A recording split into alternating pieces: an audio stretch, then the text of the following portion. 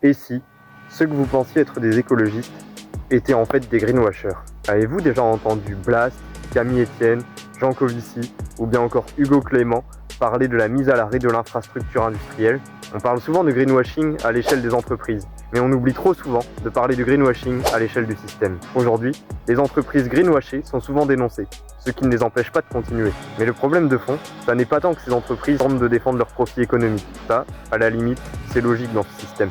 Le problème de fond, c'est surtout que de nombreux écologistes reprennent leur discours comme s'il était crédible et s'en font parfois eux-mêmes les promoteurs. Parce qu'en fait, de nombreux écologistes sont des bourgeois au planteau qui n'ont pas d'intérêt à ce qu'une révolution vienne.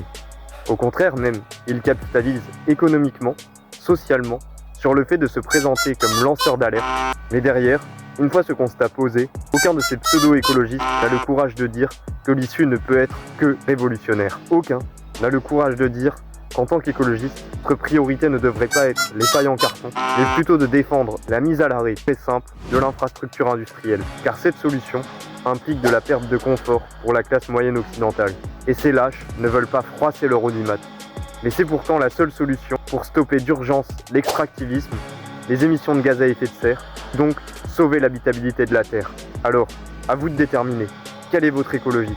Plutôt greenwasher du système industriel ou plutôt résistant réaliste?